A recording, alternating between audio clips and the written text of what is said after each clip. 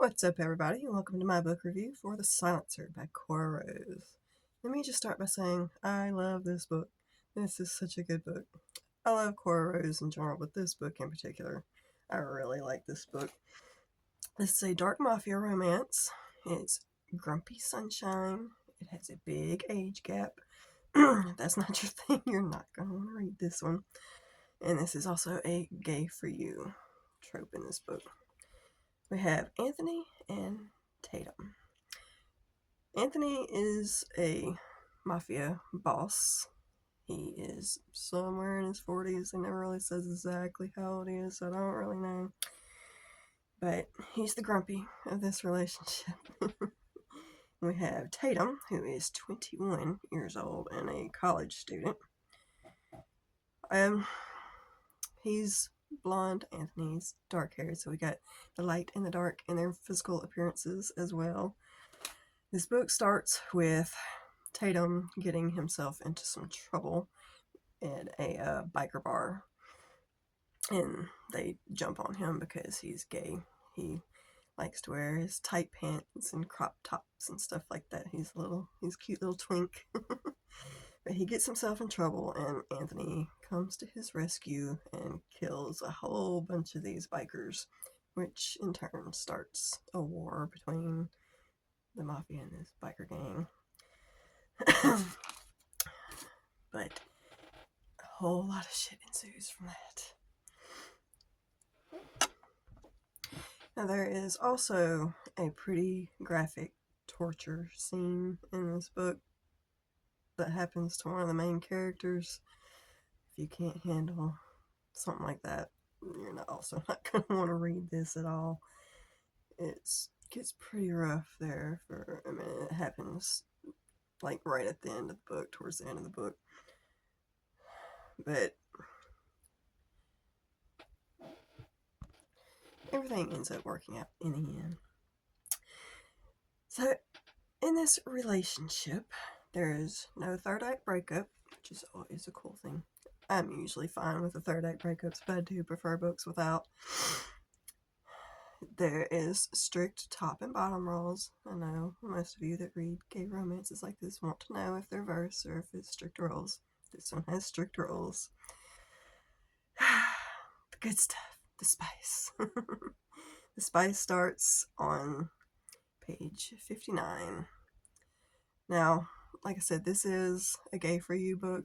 Anthony, who has always been straight and still claims he's straight, he falls for Tatum. He ends up being completely obsessed and possessive over Tatum.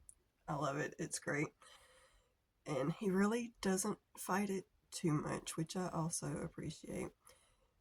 I mean, he kind of does, but he kind of don't. I mean, they end up, like I said, by page 59, they're fooling around. They're messing around with each other. They don't actually ever kiss each other until page 207, though.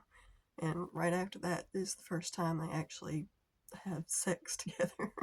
It takes a long time for them to get there, but they did a whole lot of messing around before that. There are 14 scenes, sexual scenes throughout this book. There's a lot of them, but 8 of those scenes happen before they actually have sex. So, yeah, there's a lot of messing around.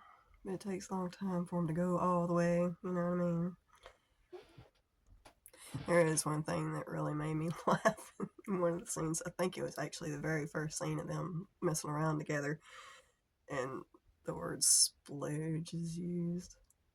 It just makes me laugh. I hate that word. It's like, really? Kind of throw me out of the moment with that word. Thank goodness it only gets used that one time. But yeah, that's just something that made me laugh. But one thing I do absolutely love in this book is the banter between these two. Tatum has had this crush on Anthony for a while now and has been constantly messing with him and trying to playfully get with him for a while, and he finally gets his wish. Unfortunately, it happens after he gets hurt, and Anthony makes Tatum come stay with him at his house for his own safety. So it's also kind of a forced proximity trope as well, sort of. They're in the same house together, so they're constantly around each other. There is some public play in this book. If you're not into exhibitionism, probably not going to want to read this. Yeah, the public play.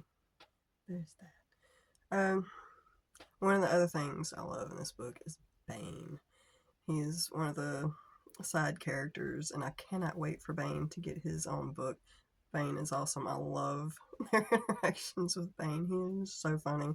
He's completely twisted and fucked up, but he's funny. I like Bane. Now for my ratings. Spice in this book, I'm going to give a 4 out of 5. There was kind of a lot of it. And it took too long to get to certain things, so I'm not going to start off for that. Character development, I might give a 3.5 out of 5. As usual with her books, there's usually not a whole lot of character description. There's not a whole lot of background information. There was a little more in this book than some of her other books, but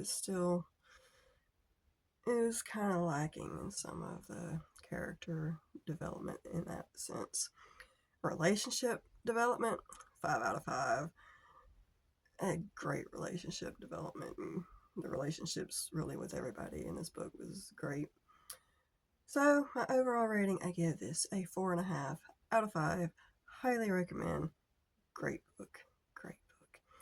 As always, you can leave me a comment if you want me to read and review something, but I will have my guidelines list I will ask you to check out pinned in my comments. I would thank you to check that out. And with that, I'll catch y'all on the next one.